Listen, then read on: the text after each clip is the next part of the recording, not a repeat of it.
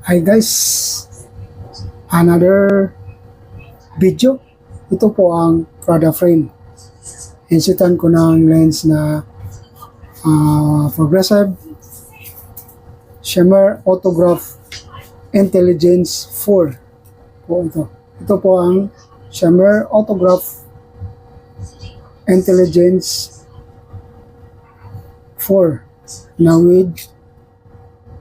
with transition extra active gray. Yan po. Yan yung ang lens. Ito, light pa po ito. Wala pang kulay. Kung marawan ito, lalabas yung kulay na gray. Pero mayroon akong tester. Prada po ito na frame. Pakita ko sa paano dadark yung lens para makita niyo. Pakita ko nyo, mayroon akong tester dito. Yan. Ito po ang tester ng transition. Clear na clear pa. Kung may marawan ito, lalabas yung kulay. Pero makita din sa inyo, makita ko sa inyo paano dadark yung lens. Kasi meron akong tester. Lagay ko dito sa ilalim. At i-on natin yung button. Tingnan nyo. Nilabas nyo yung kulay niyang gray. Mas more dark po to kung may maarawan mga idol. Kasi tester lang po yan.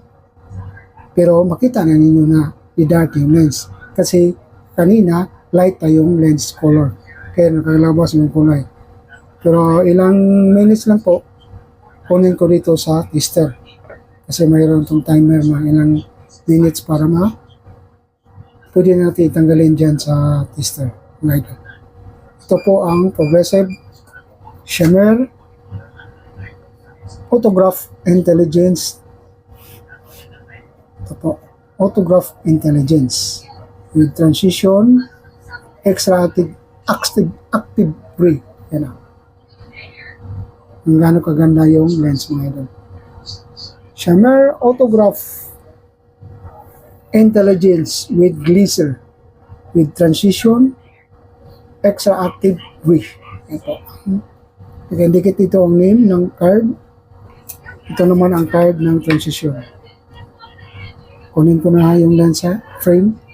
Yan. Labas na yung kulay na gray. Mas more gray pa to kung marawan mga idol ito po. Ang gano'ng kaganda. Prada po ito na frame. Insitan ko ng Progressive Autograph Intelligence with transition extra active gray. Maraming salamat po sa inyong lahat sa pagtingin.